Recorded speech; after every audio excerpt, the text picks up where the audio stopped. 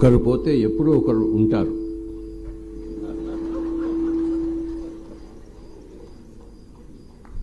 నేను పోయినా మీరు ఉంటారు, మీరు పోయినా నేను ఉంటాను.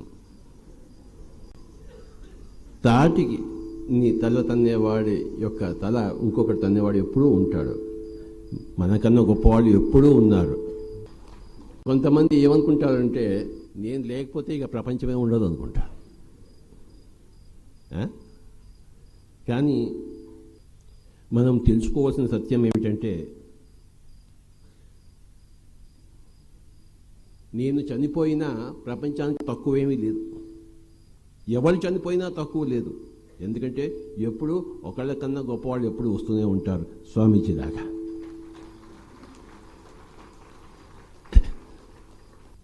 శరీరము ఒక పరికరం, ఒక ఇన్స్ట్రుమెంట్, ఒక సితార్ లాంటిది, ఒక వయలిన్ లాంటిది, ఒక ఫ్లూట్ లాంటిది, ఒక మృదంగం లాంటిది ఈ శరీరం. ఎంత చక్కగా ఉపయోగించుకుంటే అంత చక్కటి సంగీతం వస్తుంది. సరిగ్గా ఉపయోగించుకోకపోతే వయలిన్ ఉంటుంది, వాయిస్తాం కానీ అన్ని అపస్వరాలు వస్తాయి. సితార్ ఉంటుంది, అపస్వరాలు. శరీరం ఉంటుంది కానీ అన్ని అపజీవితం జీవిస్తాం, ఎందుకు పనికిరాని జీవితం జీవిస్తాం. చక్కటి శరీరం కానీ మనకు వాయించడం సరిగా రాదు, మనం నేర్చుకోలేదు, సాధన చెయ్యలేదు. ఈ గొంతులోంచి లతా మంగేష్కర్ రావచ్చు, ఈ గొంతు నుంచి భీమ్సేన్ జోషి రావచ్చు. మరి ఈ శరీరంలోంచి ఏమేమి రావచ్చు, ఎంత రావచ్చు, ఎలాంటివి రావచ్చు. ఈ శరీరంతో ఒకళ్ళు మహాత్మా గాంధీజీ అయ్యారు, ఈ శరీరంతో ఒకళ్ళు మొదటి టెరసా అయ్యారు. మరి మనం ఏమయ్యాం? మనమేం చేయాలి? ఈ శరీరంతోనే అతను బుద్ధుడు అయ్యాడు, ఒక యేసు ప్రభు అయ్యాడు. శరీరం అందరికీ ఒకటే. ఈ శరీరాన్ని జీవించే విధానము, వాయించే విధానము, రోజు తిని పడుకుంటే శరీరం ఉంటుంది, బలుస్తుంది, కొవ్వు ఎక్కుతుంది.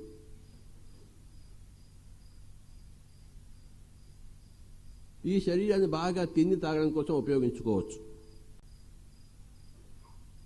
లేకపోతే శరీరంలో ధ్యానం చేయవచ్చు.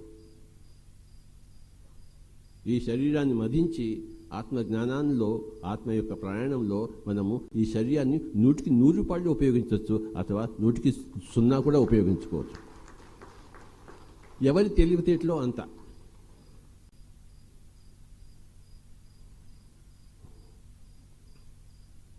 మా గురువు గారు అంటే సదానంద యోగి గారు చెప్పేవారు, ఈ మాంసపిండాన్ని మంత్రపిండం చేయాలోయ్ అని చెప్పేసి. అది ఆయన నాకు ఇచ్చిన సందేశం. మా గురువు గారిని, సదానంద యోగి గారిని నేను 1981లో కలుసుకున్నాను. 2.5 సంవత్సరాలు వారితో ఉన్నాను. వారు అప్పటికే కొన్ని వందల సంవత్సరాలు శరీరంతో ఉన్నవారు.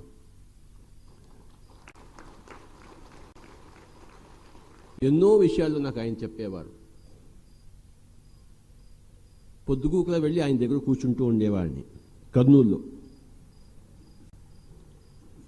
ఆయన ఏం చెప్పేవారంటే, ఈ మాంసపిండాన్ని మంత్రపిండం చేయాలోయ్. చూసారా, ఇది మాంసపిండం, దీన్ని మంత్రపిండం చేయాలి. ధ్యాన సాధన ద్వారా ఇది మంత్రపిండం అవుతుంది. అంటే మనం దాన్ని ఏం చేయాలంటే అది చేస్తుంది.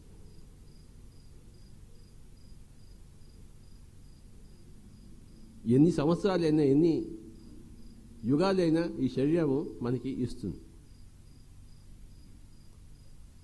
ఏమైనా చూసుకోవచ్చు మనం.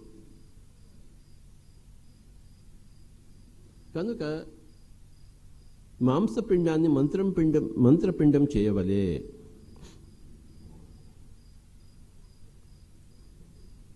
హనుమంతుడు శరీరంతో ఎగిరాడు. మరి మనం కూడా ఆయన చేయగలిగినప్పుడు మనం ఎందుకు చేయలేము? ఒక మనిషి ఏదైనా చేసినప్పుడు ఇంకో మనిషి అది చేయగలడు. బబ్బులు చక్కగా తబలా వాయిస్తాడు, మరి మనం కూడా వాయించగలం ఆయనలా సాధన చేస్తే. అరుణ్ కుమార్ మృదంగం వాయిస్తాడు, మరి గణేష్ కుమార్ గారు మరి వయలిన్ వాయిస్తారు, స్వామీజీ వినోద్ గారు సితార్ వాయిస్తారు. ఒక్కడు చేసింది ఇంకోటి చేయగలడు. ఒక కొలంబస్ సముద్రాన్ని లంఘించి ఒక కొత్త ఖండాన్ని ఒక చిన్న బోట్లో చేశాడు. మరి అంటే అంత పెద్ద సముద్రాన్ని అంత చిన్న బోట్లో కొన్ని వందల సంవత్సరాల కిందట ఒక మహాసముద్రాన్ని లంఘించినప్పుడు, ఒక మనిషి చేసినప్పుడు ఏ మనిషి అయినా అది చేయగలడు. ఒకతను హిమాలయాలు ఎక్కాడు, ఎవరెస్ట్కి ఎక్కాడు. ఎవరైనా ఎక్కవచ్చు, అది ట్రూత్.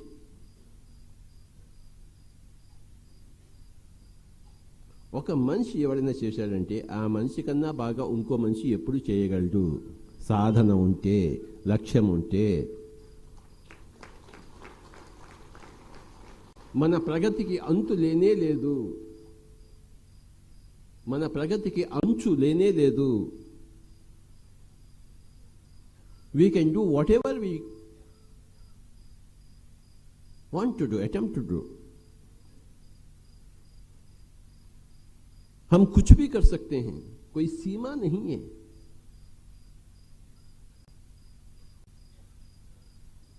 जो चाहते हैं हम कर सकते हैं, करना भी चाहिए, चाहना भी चाहिए. ऐसा चाहिए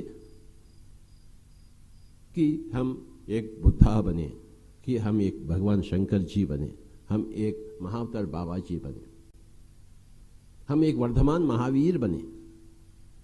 तो మనము ఏది పెట్టుకున్నా కూడాను ఆ లక్ష్యము సాధించగల శక్తి, సామర్థ్యాలు ఈ శరీరానికి, ఆత్మకు అన్నీ ఉన్నాయి.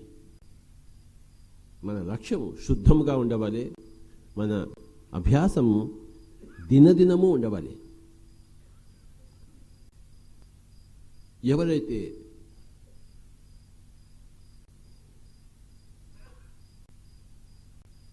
ఈ శరీరాన్ని సరిగ్గా ఉపయోగించుకుంటారో, శరీరం యొక్క గొప్ప శక్తిని తెలుసుకుంటారో, తమ ఆత్మ యొక్క శక్తిని గొప్పగా తెలుసుకుంటారో, వాళ్ళందరూ కూడాను ఎలా ఉంటారు అంటే పిరమిడ్ మాస్టర్లు అలా ఉంటారు.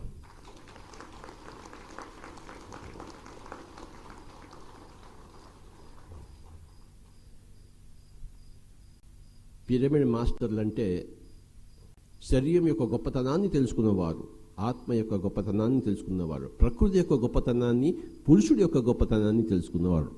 పురుషుడు అంటే ఆత్మ, ప్రకృతి అంటే ఈ యొక్క శరీరం. రెండు ఒకదాని మీద ఒకటి గొప్పవి.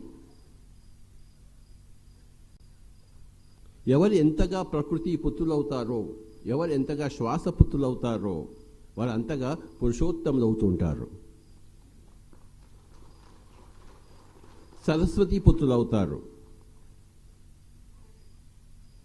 మన శరీరాన్ని, శరీరం అంటే ఏమిటంటే శీర్యతే ఇది శరీర, క్షీణిస్తుంది కనుక శరీరం అంటారు. దహ్యతే ఇది దేహ అంటే దహింపబడుతుంది కనుక దేహం అంటారు. అది ఆ పదం యొక్క అర్థం, దేహము శరీరము. కానీ ఈ మాంసపిండాన్ని మంత్రపిండం చేసుకున్నప్పుడు ఈ శరీరము ఎంత మంత్రపిండం అయిపోతుందంటే అది దహింపబడదు, క్షీణించదు. సీతాదేవి అగ్ని ప్రవేశం చేసింది, మరి దహింపబడిందా? దేహము పేరే దహ్యతే ఇది దేహ, దహింపబడి కనుక ఇది దేహము అన్నారు. కానీ అది ఆవిడే దాన్ని మంత్రపిండం చేసుకుంది, మాంసపిండాన్ని మంత్రపిండం చేసుకుని సీతాదేవి అగ్ని ప్రవేశం చేసింది, ఏమీ కాలేదు ఆవిడికి. అలా ఉండాలి మనము, అది మన లక్ష్యము. రాముడికి తెలుసు సీత అది మాంసపిండం కాదు, అది మంత్రపిండం అని చెప్పేసి. లక్ష్మణుడికి కోపం వచ్చింది, ఆవిడని శంకించాడని చెప్పేసి. ఆవిడని ఆయన శంకించలేదు, ఆవిడ గొప్పతనాన్ని ప్రపంచం కోసం చెప్పడం కోసమే ఆ యొక్క పరీక్ష పెట్టాడు. అది పరీక్ష కాదు, ఆవిడని ప్రపంచం చూపించడం కోసం. అది చూసారా, సీతాదేవి అది కనబడుతుంది ఇలా మాంసపిండం అని చెప్పేసి, కానీ అది మాంసపిండం కాదు, అది మంత్రపిండం. మహావతార్ బాబాజీ అది మంత్రపిండం. సో ఎన్ని లక్షల సంవత్సరాలైనా ఆ మంత్రపిండం జీవిస్తుంది. కేవలం మాంసపిండం అయితే అది క్షీణించవలసిందే, అది దహింపబడవలసిందే, ఏదో రోజు క్షీణించిపోతుంది. కానీ ఈ మాంసపిండాన్ని మనం మంత్రపిండం చేసుకుంటే అది దహింపబడదు, అది క్షీణించదు. సీతాదేవి చేసినప్పుడు మనం ఎందుకు చేయలేం? ఒక మనిషి ఏదైనా చేసినప్పుడు ఇంకొకళ్ళు అందరూ ఆ పని చేయగలరు. నిరూపణ ఇందంతా స్వామీజీ వారు రామాయణం చక్కగా చెప్పారు. శ్రీ మేడ్సాన్ మోహన్ గారు వారికి గట్టిగా చెప్పలు కొడదాం మనం. వాల్మీకి రామాయణాన్ని రాశాడు. ఎందుకు రాశాడు? సత్యాలన్నీ ప్రపంచానికి చూపించడం కోసం. సీతాదేవిని మంత్రపిండం కనుక మాంసపిండాన్ని మంత్రపిండం చేయవలే. అది నాకు నా గురువు గారు శ్రీ సదానందేవి గారు 1981లో చెప్పారు. ఎలా చేసుకుంటాము? ధ్యానం ద్వారా. సీతాదేవి పుట్టే ముందర 18 సంవత్సరాలు ధ్యానం చేసి ఆ సుప్రాకాశ వరల్డ్స్లో సత్యలోకాల్లో ధ్యానం చేసి చేసి చేసి చేసి చేసి చేసి ఈ భూలోకానికి వచ్చినప్పుడు ఆ మాంసపిండ మంత్రపిండంగా ఉండాలని చెప్పేసి అంత సాధన అక్కడ కూడా సాధన చేసి ఇక్కడికి వచ్చింది. అది నిరూపించడం కోసం. ఆవిడేం తల్లి గర్భం నుంచి పుట్టలేదు, స్వయంభూగా పుట్టింది, తనను తాను సృష్టించుకుంది అంతే. చూసారా, మనమేం తల్లి గర్భం నుంచి రావక్కర్లేదు. ఆవిడ తనంతటా అలా వచ్చింది. రామాయణాలు మహాభారతాలు రచించింది ఎవరు? గొప్ప ఋషులు. మరి అంతటి ఒక బోయవాడు, ఒక రత్నాకరుడు, ఒక వాల్మీకి మహర్షి అయినప్పుడు మనమెందుకు కాలేం? రక్తపాతం చేసేవాడు, జంతువులను చంపి నరుకుని తినేవాడు, దోపిడీదారుడు ఒక మహర్షి అయినప్పుడు మనం దోపిడీదారుడు కాదే, రక్త మాంసాలు తినమే, ఎంతో మంచివాడమే ఆ రత్నాకరుడు కన్నా. మరి ఎంతో బాగా ఉన్న మంచిగా ఉన్న రత్నాకరుడి కన్నా గొప్పవాడని మనము వాల్మీకిలా ఎందుకు కాలేదు? లక్ష్యం లేదు. ఒకానొక బోయవాడు రత్నాకరుడు వాల్మీకి మహర్షి అయినప్పుడు అందరూ అవుతారు. ఎలా అయ్యాడు ఆయన? వాల్మీకి ధ్యానం చేశాడు. 4 సంవత్సరాల ధ్యానంలో ఆయన వాల్మీకి అయిపోయాడు. Only 4 years. మనం 40 సంవత్సరాలు 50 సంవత్సరాలు 70 సంవత్సరాలు జీవిస్తున్నాం. ఏమయ్యావు? ఎక్కడి గొంగళి అక్కడే ఉంది. ఎందుకంటే అన్నీ ఉన్నాయి కానీ లక్ష్యం లేదు. రామాయణాలు వింటాము, మహాభారతాలు వింటాము, కథ కంచికి మనం ఇంటికి. ఈ యొక్క పురాణ కథల యొక్క తాత్పర్యం ఏమిటంటే మనం ఏమైనా చేయగలము, ఏదైనా సాధించగలము. మన అనంతమైన శక్తి ఉంది మనకి, శరీరానికి ఆత్మకి రెండిటికి. We can do whatever we want to do. We should aim at the highest always. Always aim at the highest. And you will achieve the highest. So, నేను 2095 వరకు ఉంటాను. నాతో పాటు ఎవరు ఉంటారో చేతుల పైకెత్తండి. ఆ తర్వాత 2095 తర్వాత మనం అందరం కలిసి ఇంకో లోకానికి, ఇంకో గ్యాలక్సీకి, ఇంకో ఆండ్రోమెడా గ్యాలక్సీకి వెళ్తాం. ఓకే, మనం ఉన్నది ఇప్పుడు Milky Way galaxy, Andromeda galaxy. ఎన్ని ఉన్నాయి గ్యాలక్సీలు? ఎన్ని ఉన్నాయి గ్యాలక్సీలు? How many galaxies are there? Infinite. ఒక్కొక్క గ్యాలక్సీలో స్టార్స్ ఇన్ఫినిట్. మరి మనం మిల్కీ వేలో గ్యాలక్సీలో ఉన్నాము, పక్కన ఆండ్రోమెడా గ్యాలక్సీ ఉంది, అటు అటు అటు అటు కొన్ని లక్షల కోట్ల గ్యాలక్సీస్ ఉన్నాయి. మనము 2090 తర్వాత మిమ్మల్ని అందరినీ ఆండ్రోమెడా గ్యాలక్సీకి తీసుకెళ్దామని నేను చూస్తున్నాను. చెప్పండి, ఆండ్రోమెడా గ్యాలక్సీ చెప్పండి. అంటే మన గ్యాలక్సీకి పక్కన ఉన్న గ్యాలక్సీ అది. కనుక మీరందరూ నాతో పాటు గ్యాలక్సీల యొక్క విహారం చేయాలని నేను కోరుకుంటున్నాను. ట్రెక్కింగ్. మనం యద్భావం తద్భవతి, గుర్తుంచుకోండి. మనం ఏది భావన పెట్టుకుంటామో అది అయి తీరుతుంది. కనుక భావం అంటే ఏది లక్ష్యం పెట్టుకుంటే, ఏది గమ్యంగా పెట్టుకుంటే ఆ గమనము ఆ గమ్యం వైపే సాగుతుంది. అలబోకగా గమనం యొక్క రూపురేఖలు గమ్యం మీద ఆధారపడి ఉంటాయి. నా వల్ల ఏమవుతుందిలే అనుకుంటే ఏమీ కాదు, నా వల్ల ఎందుకు కాదు అనుకుంటే అవుతుంది. మనమందరం కలిసి పిల్లలు మాస్టర్స్ ఈ ప్రపంచాన్ని శాకాహారమయం చేసి తీరుతాము. అవుతుందా కదా మన వల్ల?